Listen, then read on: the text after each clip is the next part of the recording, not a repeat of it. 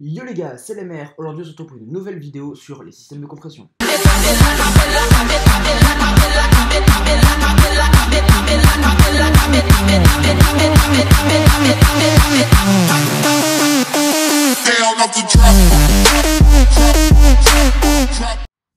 Donc suite à de nombreuses demandes, que ce soit sur les réseaux sociaux, commentaires de vidéos ou grâce à la petite interaction que j'ai mis, donc le petit i ici dans les vidéos, où je vous ai demandé dans mon scooter check si vous voulez une vidéo sur le système de compression, vous avez été nombreux à me le demander et donc du coup je réponds à votre demande. Donc pourquoi je fais cette vidéo? Je fais cette vidéo parce que beaucoup de personnes ont du mal à distinguer les différents systèmes et à connaître les compatibilités d'une pièce à l'autre à cause de ces systèmes. Donc pour commencer, je vais vous expliquer les différents systèmes qu'il y a. Donc il y a le SCS, le HIC, le IHC, le ICS, et pour les plus anciens, mais je ne vais pas spécialement les faire dans cette vidéo, le threadless. Donc, on va commencer par le plus standard, d'où son nom, Standard Compression System, donc je vais dire par là le SCS. Donc le SCS, qu'est-ce que c'est? Donc c'est une fourche spéciale, alors là ça sera marqué sur l'emballage SCS ou HIC, bref, une fourche qui va être posée dans votre deck. Par-dessus, ce collier spécial qui s'appelle le SCS, donc ça vient de ce collier-là, qui est le système de compression. Donc un collier sur deux étages. L'étage du bas va avoir la fourche dedans, légèrement au-dessus, il va y avoir une petite marche, on va dire.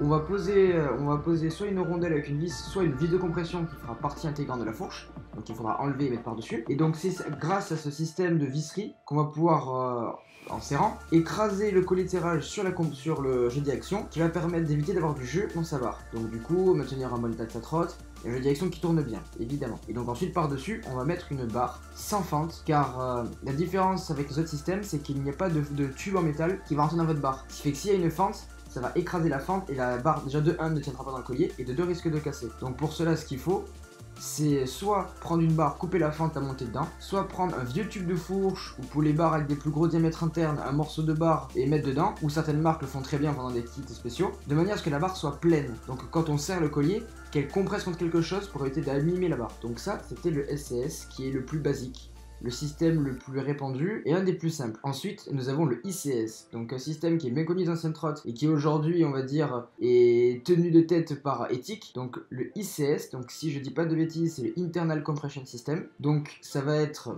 la fourche avec un trou au-dessus. Dans la barre, nous aurons une étoile spéciale adaptée, donc une étoile de compression, on va appeler ça, qu'on va mettre dans la barre, à une certaine hauteur évidemment pour éviter qu'il y ait du jeu. Et donc grâce à une grande clé Allen, on va la rentrer par-dessous la fourche, donc on va dévisser la roue. Sous la fourche, on glisse vis. Et on va serrer cette vis contre la barre. Donc en fait, ce système va écraser la barre sur la direction, donc éviter d'avoir du jeu évidemment, comme je vous ai dit pour le CS. Donc ça c'était le Internal Compression System, autrement dit le ICS. Ensuite, c'est là le point on va dire le plus compliqué des systèmes de compression, c'est le HIC et le IHC. Donc là je suis désolé mais je connais pas spécialement les références de ces termes, donc je crois que, je pense que dans HIC, il y a H qui va peut-être venir de oversize, je sais pas trop, même si normalement oversize c'est juste avec un O, enfin je sais pas.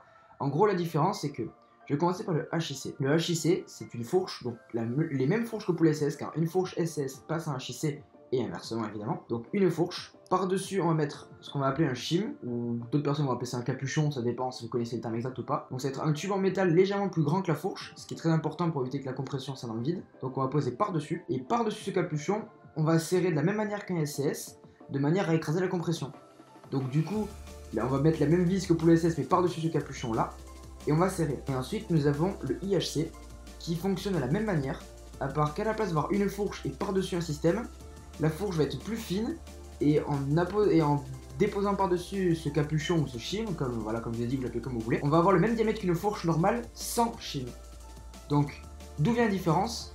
Et ça vient de là, ça vient du diamètre de la fourche, car du HIC c'est une fourche plus un shim, alors qu'un IHC, ça fait le diamètre d'une fourche standard.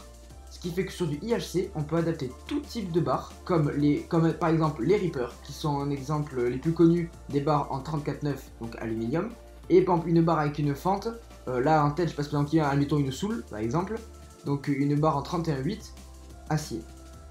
Donc ces deux barres peuvent passer dessus car elles ont un diamètre interne identique, qui est vachement petit.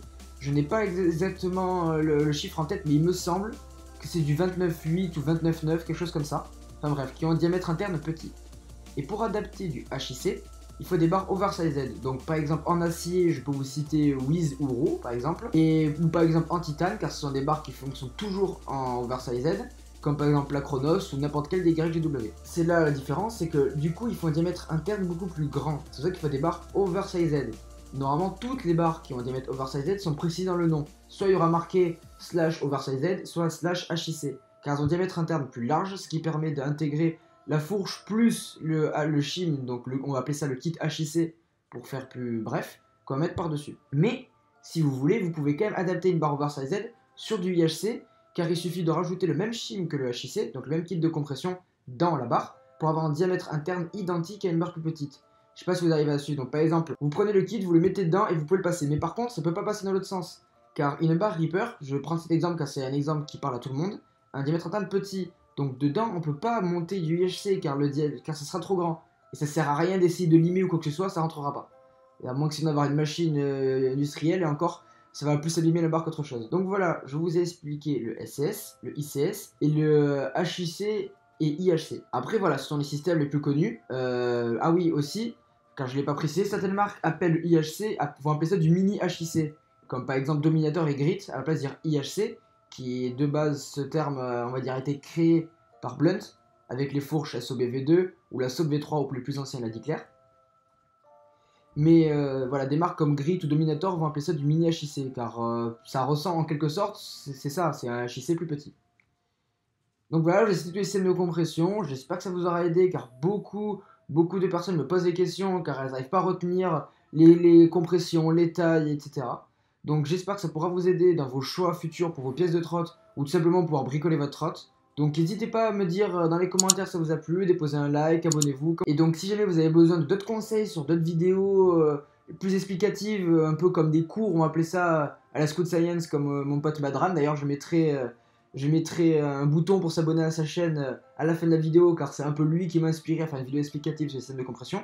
Car il fait de super vidéos, donc appelées comme je l'ai dit les Scout Science, qui sont comme des cours sur la trotte, par exemple les tailles de roues, les tricks, etc.